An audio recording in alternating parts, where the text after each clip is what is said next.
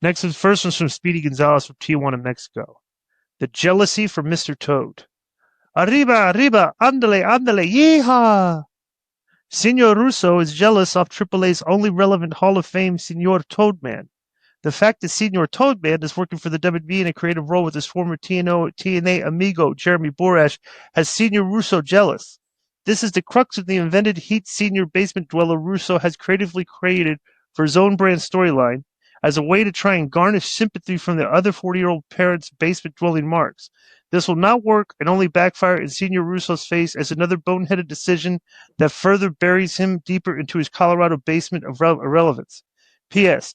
AAA is fun and I don't know what that was. Okay, let's suspend the guy a week for a silly thing here.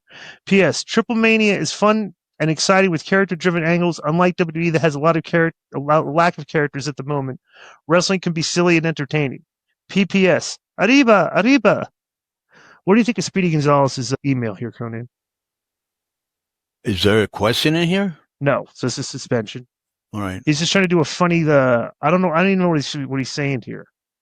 Like Russo is booking the thing and supposedly like. Well, Russo and Jeff responded to us recently on their YouTube channel, so a lot of people. Oh, I saw that. Bro, you know what's hysterical is Vince says that Vince doesn't want to do the show with me anymore, which is fine because it's only one time a month. So, does that a termination then, Disco? Have you been fired? No, I just didn't want to do it. No, I don't care. How do I get fired? It's like dismissed. Yeah, fine. Yeah, I got fired. and he sends me an email. He spells my name wrong. How about that? This guy's with me for 30 years. So he was complaining like that we were using him for clicks and likes, right. Which is exactly what they're doing right now. And then their response, which is, bro, that's how it works. I mean, come on. Well, okay. Well, what did we talk about this for? 5 minutes, maybe to 2 to 5 minutes tops each week. Yeah, except for they did a 40-minute video, Conan. Yeah, we responded to them last week, and it was like 8 or 9 minutes. Right. Then, yeah. Well, yeah. So, yeah, can you play that, Joe? I haven't heard. It's 40 minutes. I haven't heard it yet. It's 40 minutes long. Yeah. I doubt he's talking about it for 40 minutes. No, it is. Well, we don't even know I don't even know where to look on it. It is the full 40 minutes. Yeah, that's 40 minutes. All right, then just get down to the bare tact. What were they mad about? I didn't listen. I haven't heard it. No, I'm asking Joe. I can cut it up for you, too. It was exactly the same thing. You guys. Oh, do you know what you do, Joe? Summarize. Go to the YouTube. Okay, Yep. Let's get back to this one. Okay, yeah. While we're doing this corner show, have YouTube do an AI summary of what they talked about. Okay. You can go and have Grok do an AI summarize what they said here. You've done that and before, say like Joe. 200 words or less or something like that. Just like all right, yeah. I got it. So go do that. All right. So we'll continue while you're doing that. Thanks, Joe. Good.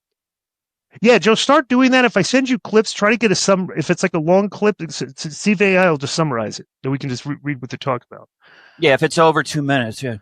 Okay. Next is from David Benitez from Chicago, Illinois, and the subject is Vince Russo, the brand. Sub K100, I want to start off saying they only subscribe to 2 patrons as K100 and Russo's the brand. I used to enjoy Vince Russo's shows, but as of lately, all I hear is complaining. I hate to say that I will not be renewing my subscription to Vince Russo's the brand. Now, here's another thing. Vince doesn't like us reading these.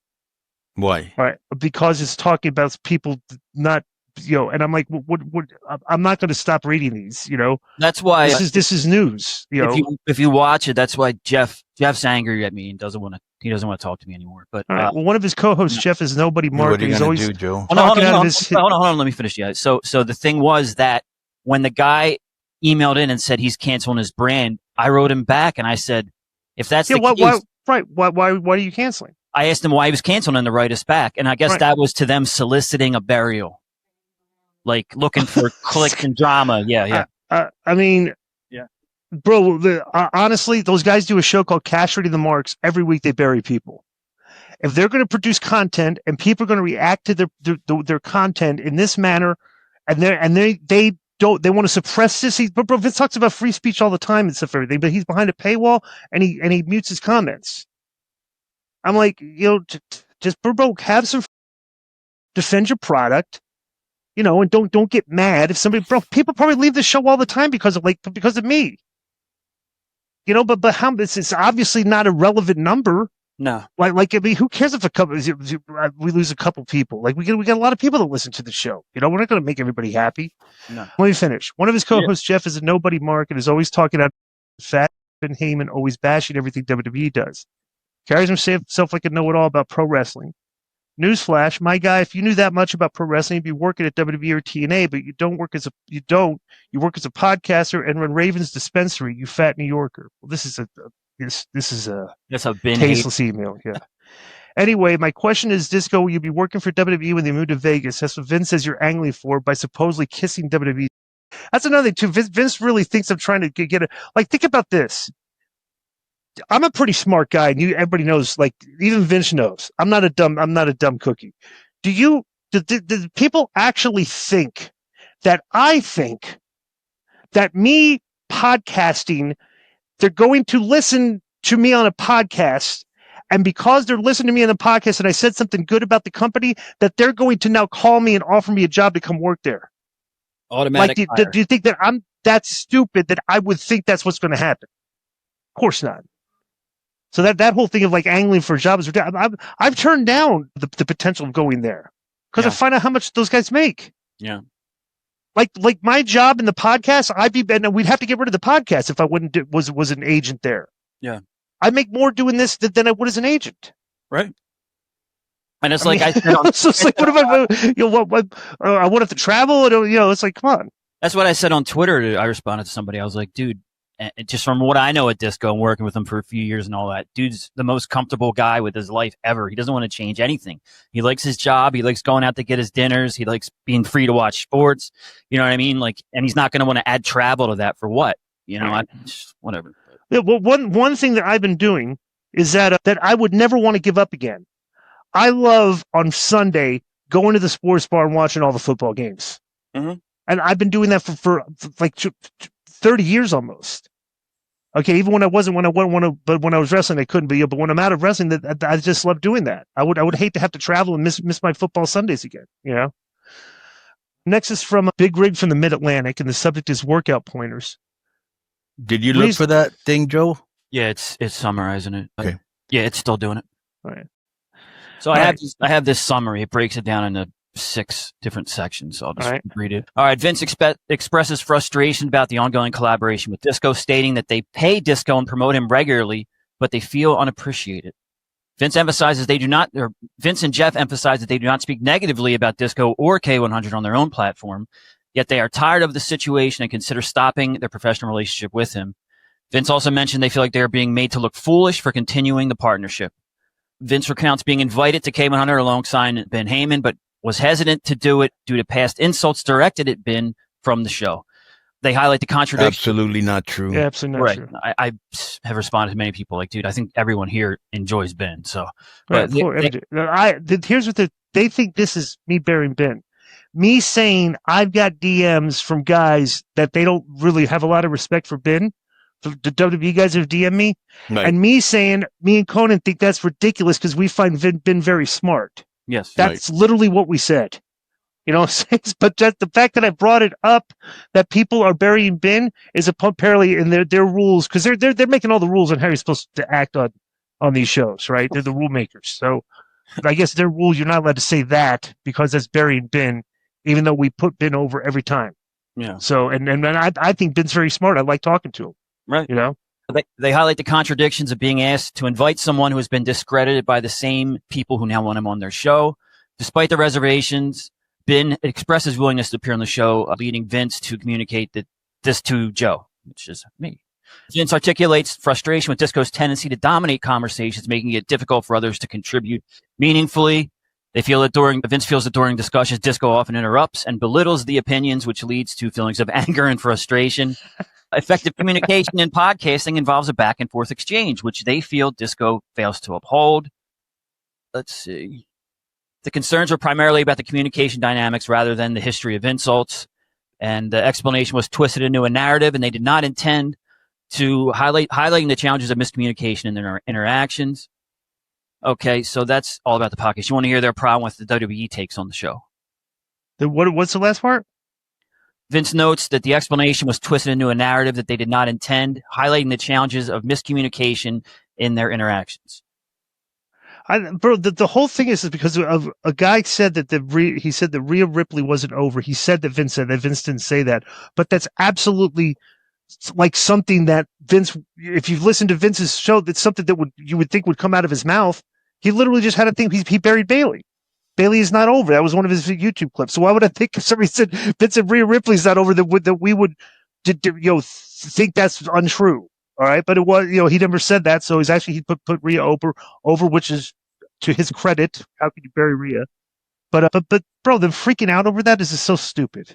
That's like they're very childish over there. Like this, they don't handle criticism like mature adults. And they look at, bro, Vince blocks people, mutes his, things. He's just he does not handle criticism well. And I've supported the guy for years, but he's been saying a lot of ridiculous things lately that I keep bringing up. I'm like, dude, how can you just continue to bury the WWE when, this is the other dumb thing he said. He goes, you can separate creative and making money. Like they're not really, because you can have bad creative and still make money. I go, when has that ever happened? Like, he didn't show me in history where that's happened. And I would suggest the only time that's ever happened is Vince writing for the WWE during the Attitude Era. So you could argue because he was having guys chop it off and, like the higher power. So he's doing all these crazy angles. But wait a minute. But I'm saying, no. All of that's going to take a back seat to the tremendous work he did at Rocky Mountain Pro Wrestling, which was great work. But I will say this: anybody could have criticized that, but Vince had the attendance and viewership numbers to back up that it was good. Yeah, and so it's good. It was good. And that's why the buildings were sold out. Right. It's not a difficult concept. The thing is that they have not realized. And a lot of people haven't realized. Meltzer hasn't realized this. That the landscape of viewership has completely changed. Way more people are watching this on other things other than television when it airs. Way more. And you can just see the numbers each week. It's just like, they 1.7 million views, in the US for Netflix over 7 to 8 periods. It's like, yeah, I'm looking, there's 10 million other views on social media sites. So it's like, add those numbers up. So I don't know. Get in the game with the FanDuel Sportsbook app. Bet on the NFL, NBA, NHL, MLB, soccer, golf, MMA, and more. Every sport, every market, right at your fingertips. Deposit instantly with PayPal, Venmo, or Apple Pay, starting at just $10. Win big and cash out fast. PayPal in 24 hours or instantly at retail sportsbooks. Available in over 20 states, FanDuel's app is your ticket to the action. Download the FanDuel Sportsbook app now. From Human Shield, subject: Vince Russo did say Rhea Ripley wasn't over as proof. Hi guys, this Vince Russo nonsense has gone too far. Rhea got suspended for misinformation, but it was Russo himself who provided misinformation. Russo has said Rhea isn't over multiple times, in 2022 at the Jump Gym Day, in 2023, and guess what?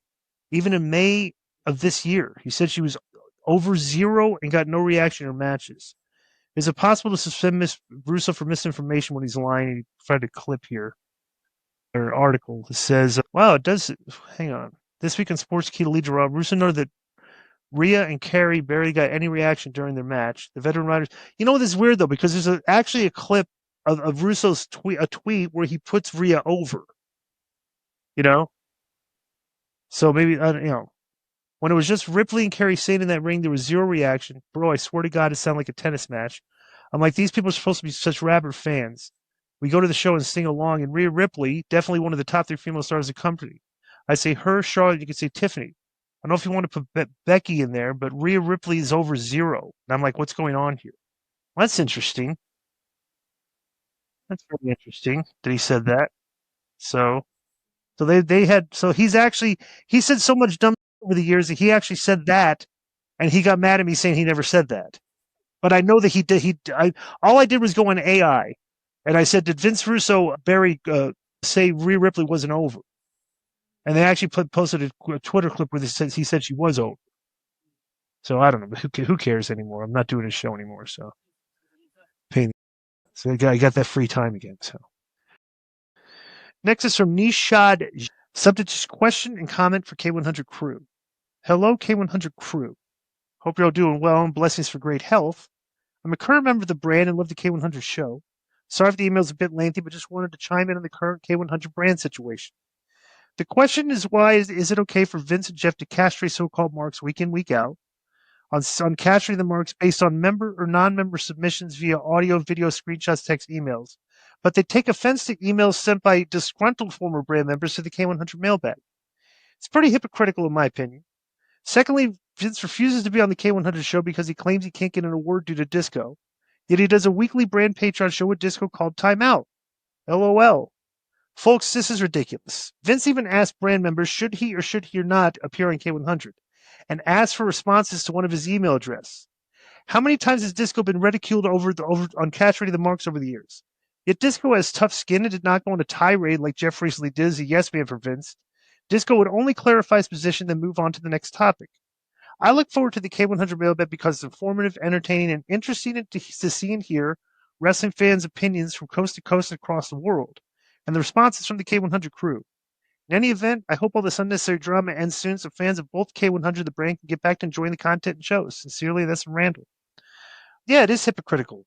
The gist of it is they do a show called Cash Ready the Marks, and they don't like criticism of themselves. It's like, how can you do that? It's like if you're doing a show called where you're burying everybody, you got to be ready to take the heat right back.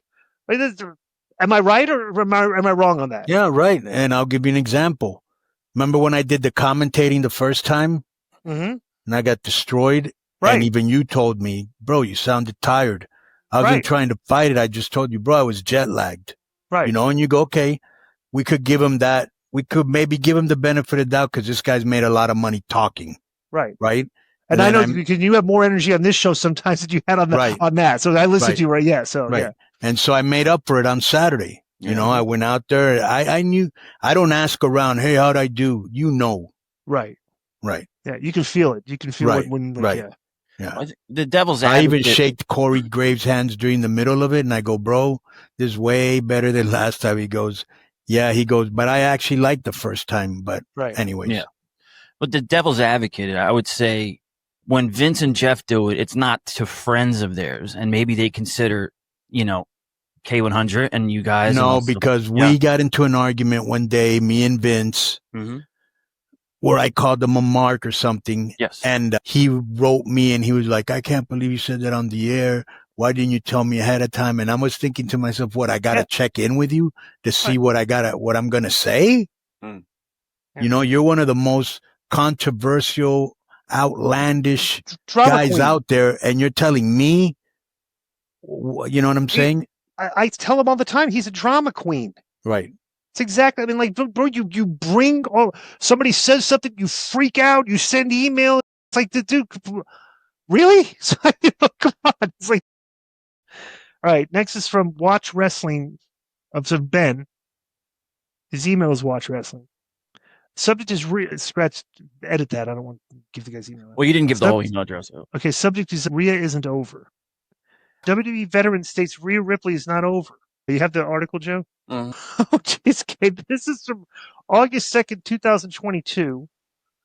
Rhea Ripley is not over. WWE veteran fires shots at the current booking of the women's division. Former WWE writer Vince Russo shared his honest opinion of the company's female roster booking, stating the stars like Rhea Ripley are not over. Well, it's kind of interesting. Bayley made a return to WWE programming as SummerSlam alongside former NXT stars Io Sky and Dakota Kai. This, however, did not sit well with Russo, who believes the promotion should prioritize pushing current stars. On Sportskeeda's Wrestling Legion of Raw, Russo stressed that wrestlers like Doudrop and Rhea Ripley are not over with the fans. Doudrop, remember Doudrop? She turned out to be the Secret Hervis. Remember? Is that what his first name was? She was Doudrop first. Remember that? No. Horrible. Yeah, her character was Doudrop. That was like the stupid. Remember, you'll remember if you saw it. It's only been 3 years. It's funny how little that thing was over. Yeah. Shred the wrestler Doudrop and Rhea Ripley are not over with the fans. The former writer compared the situation to Tony Khan signing new wrestlers while his old stars are left without meaningful storylines. Quote, you have other women on the roster that aren't even over yet. Can we get them over? Can we get Doudrop over? Bro, Rhea Ripley is not over. Oh, my God. So what are we going to do? We bring more women in? That's what I'm talking about. This is all wrong. There's no focus. This is like Tony Khan bringing in a new wrestler every week. You got to focus on who you're going to be the players on the show. You've got to focus, man. Well. Yeah, that's it. So, yeah. Somebody actually sent me answered on my timeline that Vince has on multiple occasions said Rhea Ripley's not over, but he's also said that Rhea Ripley is over. Okay, so but for them to do a 40, how long was that video they did in their show? 40 minutes. 40 minutes on some claiming he never said Rhea Ripley is not over, and there's multiple cases of saying that Rhea Ripley is not over. That's tremendous. I'm gonna screenshot this. All right, I'll screenshot this and post it on Vince's page because that's what I do. But that's been the mailbag this week. Boom. Yo, what's up? I just want to thank you guys for watching this clip. Don't forget to hit the like button, leave a comment, and subscribe. And join our YouTube membership for hours and hours of exclusive, unedited, uncensored content. And being a member will help you get involved in our upcoming live streams. Thank you for your support. Thank you for riding with us. I know you got a lot of other podcast choices, be it wrestling or other ones. And thank you for picking us. Boom.